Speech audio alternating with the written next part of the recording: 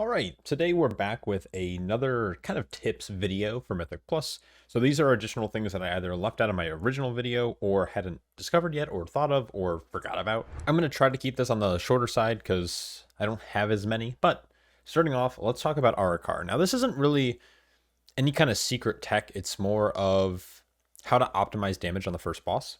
So Avanox spawns ads periodically whenever she casts Alerting Shrill. Now, the key to this, well, back in the day, these mobs used to be extremely deadly.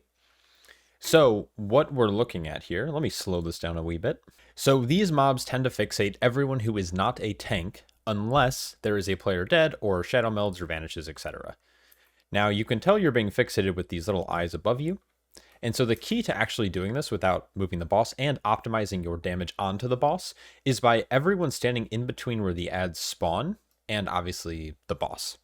So if we fast forward to the next set, I as the tank am moving the boss closer to the eggs that are spawning, because I know that on this alerting shrill cast right here, these eggs are now going to spawn, and my DPS are going to stand in between the boss and the ads on the ground. As long as the ads don't go into this red circle, the boss shouldn't eat them. And if that's the case, then you're basically able to cleave the ads down while also getting boss damage. You can see here our warrior's blade storming, for example. He is getting effective damage on both the boss and the ads. So I recommend utilizing this strategy. As a tank player, bring the boss a little bit closer. As a DPS or healer, stand in between the boss and the ads on the ground. Now, of course, as a tank, you have agency to move the boss. Another thing worth noting is that this Voracious Bite will have the boss leaping to the tank. So if you need to create quick distance, if you roll away or dash away or create some distance like you see here, the boss is going to leap to me. So I can do this the other way as well, where I can basically pull the boss away from the ads if needed. This is a pretty big time save in higher level keys, so if you're looking to eke out a little bit more damage, try this strategy in your pre-made. Again, sometimes pugs stand wherever they want. If that's the case, just pull the boss away. The next strategy I want to discuss, I believe I might have mentioned this in the last video, but I don't think I did a good job showcasing it. But on Solea, you can have the ad spawn stacked on her in phase 1, which will allow you to have a little bit more effective damage, though my personal opinion is that this very rarely changes how quickly or how dangerous this phase is. But if you drag the boss in between this cart and the wall, instead of the summon assassins spawning them kind of out, they're going to spawn directly underneath her. Now, the value of this is that the ads spawn now, you're already going to get a good bit of damage on them, and by the time they become active, they're already down 10 to 15% health. They're going to melee swing on the tank a few times, and then they're going to teleport out. Now, if you get them deep into the corner here, I've actually seen them kind of clip onto this, like, just set of, like, boxes or whatever on the ground. This, like, actually looks like an anchor. So there is a way to actually get them stuck here, but most of the time what's going to happen is they're still going to teleport out. You'll probably see this guy still teleport out here, which means we still need to kick. We still need to interrupt this somehow with Ring of Peace, Paralysis, Clash, or obviously any other person in the group can do it. So is the strategy the most useful ever? I don't think so. It can create a little bit of discomfort if the ads are alive too long, but chances are they're most likely going to be long dead before the second set of assassins spawn. So that is how you do that. You can technically do it on the other side of the arena as well. I'm going to see if I can see it here with my camera angle. Maybe not. There is another, like, on the other side of the room, there is, like, a long coffin looking box thing. You can essentially replicate the same thing on the other side, but this has been pretty common for pugs to do. So you might see this happen, you might not. My personal opinion is it barely changes how the fight's going to actually progress, but if you want a good bit of burst damage, feel free to use a strat. All right, so this ended up being a throwaway run for us. As you can tell, we are very far behind on the timer. This is an 18, one of our first attempts at this dungeon on the 18. Now, what has been recently discovered is that you can do trash during this phase. So we just defeated Rashanon in phase 1. We are now leaving. We should be chasing the boss down to the boss platform here. But as you can see, we are ignoring her, and we are flying to this platform right here. Now, what's going to happen is we're going to actually pull this set of mobs. You can see Rashanon's kind of health bar and energy over here. What I did is I set her focus, because what's happening right now is Rashanon is still kind of flying around. We are now taking this time to utilize this moment in the dungeon, this like long 40-second minute RP in the middle of a boss fight, to basically go and handle trash. Now, what was recently discovered is that Rashanan's tick of her cast that she does at the end of her intermission, this acid eruption right here, it doesn't do significant damage at all. So you're going to notice it here. Our health pools are barely going to move. So 0.3, it's about to go off. These mobs are still obviously extremely, extremely healthy, but watch our health pools here. So it just went off. Look at that. So people are only losing about maybe 10% of their health. There's obviously Tormenting Beam still going off. You're actually going to see the damage coming out, bam, right there. The animation just hit us. You're going to see like the this acidic eruption come in and hit us from a long distance. It's happening every 5 seconds. It doesn't necessarily ramp up in damage. All you have to do is be able to survive these hits. But you can see the group damage that's going off right now. When it's hitting our party, it's doing maximum 10-ish% of our max health. Now, the problem with doing this strat is obviously you need to be in a coordinated run because, yeah, it's not a lot of damage, but if people fly to the boss platform and then you have 2 DPS up here and no healer, like someone's going to die. So as long as you're in a coordinated group, this is really good. The only problem with doing this is now we have to be able to get from this point to Rashanan before we end up dying. So you can see here, one cast went off, so we all got dropped down to about 20% health. Here's another about 25% health. And now when we're landing, we're going to land the kick. Make sure your tank is here. If not, your group's going to wipe. And then as soon as that happens, you continue the boss fight per usual with your count. Now, I don't know if Blizzard's going to fix this. This seems like a pseudo exploitive strategy. I also think it's kind of an interesting game mechanic, though, that you have this boss waiting for you doing this like just AoE pulsing damage, and you can choose as a group to continue clearing trash or to follow and make sure you prevent that damage. Since it's not instantly wiping us, whether it's scaling with key level or not, it's a really effective strategy to find extra time in a key. Despite having 6 deaths and a full wipe, we still actually only ended up being like 2 minutes over, which is essentially the death timer, which was already a rough run. So feel free to use the strategy in a pre-made group. Pugs, I wouldn't recommend it. All right, this next tip is actually going to take us into Priory. When you're pulling the final boss of the instance, the idea here is that if you don't kick the boss, if you let her just cast, what ends up happening is it changes her spell queuing because you're not forcing a holy lockout on her, that it actually makes the first phase of this boss fight really easy. So what we're doing personally is we're pulling trash onto boss. This is extremely efficient because these footmen don't do a lot of damage. They also nerf the amount they erupt for. But if you notice here, we aren't kicking her. The only thing that we're going to be kicking is the priest, and that's to obviously get the trash on top of Merprey. Now, what's happening here is if you didn't notice, she is casting Blinding Light, but she hasn't cast Inner Flame yet. Now, the idea in this phase is that she casts Inner Flame, which radiates holy damage and amps all of her holy damage by 50% for like 12 seconds, 10 or 12 seconds. But now, because we didn't kick her or lock her out, what's now happening is that her Blinding Light happened before the Inner Fire, so that burst of damage ended up being really easy to counter with just healing or some minor soft CDs. So this makes it really easy to pull trash on a boss. Now the key is not to kick at all in phase 1. This means that the tank is going to take a little bit more damage, so committing things like Diffuse Magic, Fortifying Brew, or any cooldowns really will be something that you might need to do here, especially after that Inner Flame is cast, because then if she goes into a couple Holy Smites, but you can see here, Blinding Light, everyone's going to get hit down only for up to 40% of their max health compared to like 80% of their health, and then the fight is a little bit easier to handle. Now, I believe they fixed this in phase 2. In phase 2, because you kick her on the Embrace, it holy locks her, pushing that spell queue up for her Inner Flame or Inner Fire versus Blinding Light. So unfortunately, this does not work in phase 2 from what we find, or if it ever does, it's extremely inconsistent and it's hard to replicate. But basically the idea is in phase 1, don't kick the boss. Tank, use a couple defensives, but if you don't kick the boss, it'll be much easier on your group to survive, especially when you get to the higher keys. So the next 2 tips are going to bring us back to Floodgate. One of these tips I've talked about before, but I do want to talk about snapping onto the Demolition Duo. Now, not all tanks can do this, and this is going to be better for some comps than others. Also, Crocs aren't worth a lot of percent, but if you are trying to fix up a route that needs a couple extra like 0.8% in a run, Crocs are a really good way to get that extra percent, and it brings in a lot of funnel damage for your Arcane Mages, your Sin Rogues, your Feral Druids, your Frosty Ks, your Havoc DHs, what you do is you jump down and you get a fair bit of aggro on these Crocolisks. Now I'm going to hit them with I hit one with a Keg Smash, I'm getting a Spinning Crane Kick, I believe, and then I transcend back up. So I have a fair bit of damage. I did about 10 mil total. The reason you want to get a fair bit of threat before doing this is because when they snap, they will basically become immune to damage, but healing threat is a possibility. And of course, if your DPS are popping CDs, they're going to obviously generate a lot more threat once they are actually able to be hit. But as you can see, because they can't find a path available, all of the Crocs are going to snap up onto your group or into the fight. The only thing you want to be careful of now is this vicious chomp cast that is now targeting me. This is a little bit of a tank buster, and it applies, I believe it's a healing reduction. I believe it's healing reduction, but again, there's not a lot of tank damage on this fight. Yeah, there's the wall up, but it's Fizdam. Most tanks handle it okay.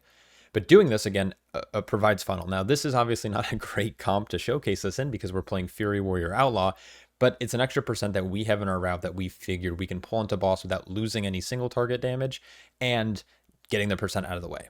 When we can, we like to pull onto boss. It's obviously fun to pull onto boss, especially because your numbers look bigger, but it's just an efficient way to also get funnel. I've seen this strategy get utilized by Sin Rogues and Arcane Mages, and they absolutely delete the bosses if you can get a couple of mobs onto the boss. Now, unfortunately, this was a failed run, but if we move over to Giesel Gigazap, I have talked about this before, and I want to reiterate it because I think it's extremely powerful if you are a Night Elf player, or I believe the Night Elf potion works now. There's a Shadowmeld potion. And so what I'm talking about is he does his Thunder Punch cast on the tank. It does a lot of upfront physical damage, and it leaves a pretty nasty dot. And then the dot also prevents you from walking into these pools for a few seconds. But if he begins his cast, especially in the way that I'm positioned because of the Leaping Sparks, he's going to knock me off the edge in this position. Of course, I'm a monk. I have Transcendence. I can also prevent knockbacks with like Roll. I can also just position myself this way instead to get knocked. But what I can also do is when he begins this Thunder Punch cast, I'm going to cast Shadowmeld right here. It's hard to see because for some reason, my details is hovering over it. But you can see I hit Shadowmeld, and then I immediately provoked. And what it did is it canceled the cast entirely. I'm going to get threat back, and then we are going to reposition for this next thing. Now that tank buster happens every 30 seconds, which means you can Shadowmeld every fourth cast. And I like to do it when I'm against the edge here, so I prevent myself from getting knocked or having to like awkwardly reposition right before the cast, because I've seen tanks get knocked off. I've been knocked off, but if you are a Shadowmeld player or have access to the Shadowmeld potion and you don't pop a Tempered Potion here or something like that, utilize it to mitigate a ton of this damage, helping out your healer. All right, so we are back in Ecodome. There's two things I forgot to mention in the last video that I want to mention here. So first things first, we talked about these Sentinels last time, pulling them through the wall. My group personally has found it to be a little bit more dangerous at the start of the dungeon. We've been running like a high risk kind of route, and it's paid off sometimes but hasn't, so we've tried to make the route more consistent. So what you're going to see is we just killed Ara'kara. And what we're going to do here, let me slow this down a little bit, is we're now going to be pulling this Sentinel not by itself, but we're going to be tagging the Sentinel. These scavengers are fake. But what's not fake are these Gorgers over here. And as you can see, they're already at 50% health. Now, one might assume that because these Gorgers are attacking this Sentinel, that they're tied to this pack. That is not the case. These mobs are at 50% health. They give count, and they're not tied to the Sentinel. So what this has allowed us to do is by tagging it, I tagged it with Crackling Jade Lightning. You can also just use Taunt. I don't recommend like throwing a Keg or an Avenger Shield or an AoE Heroic Throw. If that happens to be the case for Throw Glaive, you want to make sure you're only hitting one of these Gorgers, because if you obviously cleave the Sentinel, it will pull. But by using Crackling Jade Lightning on this one here, and I'm sure you can do it on the other one, but I just happen to target this one, is that you pull them independent from the Sentinel. This gives percent, and they're already at 50% health. So it's essentially like they're double the efficiency score that they normally would be when you're looking at something like MDT. Same with the Scavenger. Like, obviously we're pulling this pack, but the Scavenger is also already at 50% health. So these mobs should die much quicker and provide the same amount of count.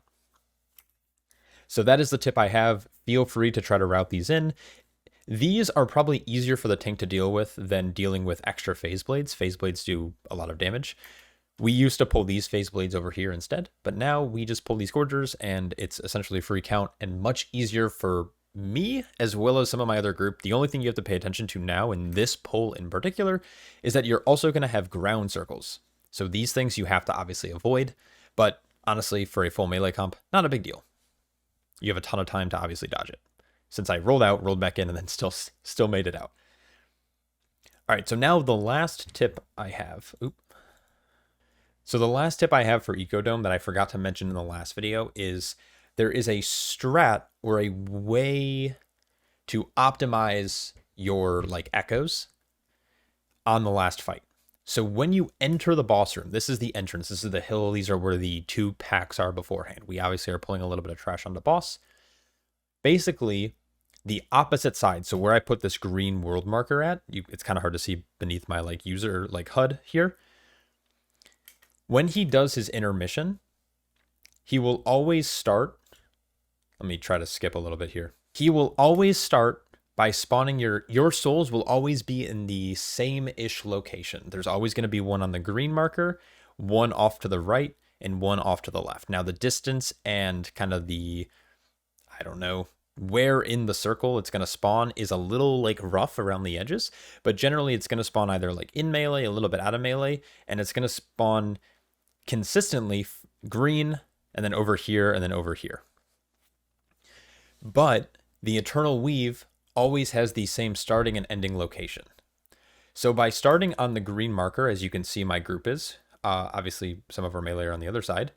By starting here, your first soul will get picked up essentially immediately. So as you can see, we're kind of all positioned on the green side of the marker.